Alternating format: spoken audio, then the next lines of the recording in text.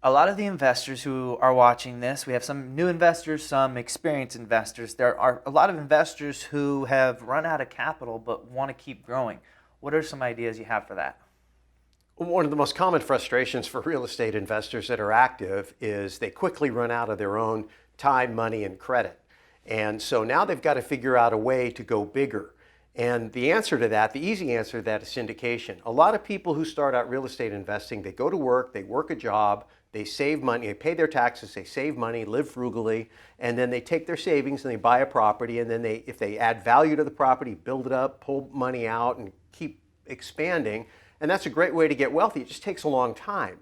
Another way is, instead of putting your time and effort into working and saving money, if you put your time and effort into raising money from people who earn more money than you do and save more money than you do, it's a huge shortcut. And then when you get to a bigger size, economies of scale, now you can hire more people to help you do the bigger project. It actually gets easier when you go bigger. Awesome. So, what exactly is syndication? That word seems fancy, is not talked about a lot in the real estate investing world. What does that mean? Yeah, syndication is a funny word. In media, it means that we're aggregating content from other people. And in the crime world, the syndicate, where we're aggregating the crime efforts of other people and we're operating as a business enterprise. But the concept of syndication is the aggregation. And so when you're syndicating, you're aggregating capital from private investors, and then they're acting as silent investors, if you will, passive investors, and you're acting as the sponsor or the organizer, the syndicator. You put the deal together and manage the money on behalf of your investors. You can do it on a project by project basis, or you can open up a fund and then just put things in and out of the fund to achieve a financial objective on behalf of your investors. Awesome. So, you know, a lot of the new investors might think that they need to have a bunch of experience before they can do this, but there are new investors who really want to dive in and move fast. Is syndication something that a new investor could do? So the thing that's great about syndication is it's not just money that you can syndicate. If you can think about anything at all that you need, if you need deal experience on your resume, if you need credit, if you need strength on your balance sheet to qualify for the loan, if you need the deal, you have the money but you don't have the deal, or if you have the deal and you need the money, and of course you can syndicate the money. Anything at all that brings value to the project can reap a benefit from the project, and you just take a slice of the profit and you pay it to the person for bringing what they bring to the party. There are some key skills that you do need to bring to the party, and that's the ability to organize the resources.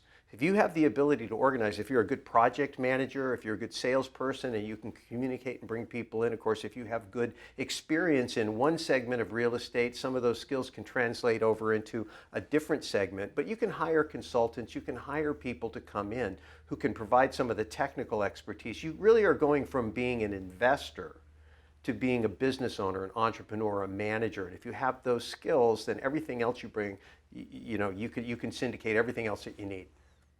Right. So a lot of investors are afraid to lose their own money, much less somebody else's money. And I'm sure when they are raising money, there's a lot of legalities. At that point, does it become a security, or what are the laws around syndication? So one of the things that people need to look out for in syndication is it's a highly regulated industry. So when you go to raise money from someone and they give you money passively, in other words, they turn their money over to you, and 100% of the responsibility for making a profit is on you and not on them.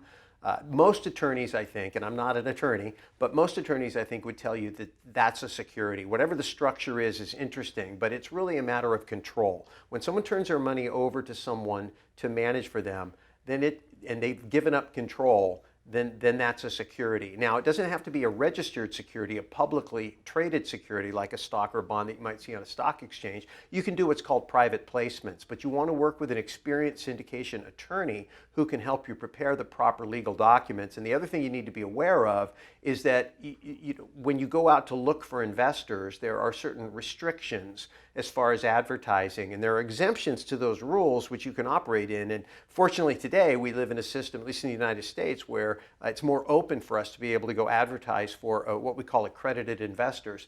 And so it's easier to raise money than it's been before, but you should never do this on your own without counsel. So the first thing you want to do when you decide to get into this business is get a good education of the fundamentals and then build a good team. And one of the most important people on your team is going to be a good, solid syndication attorney.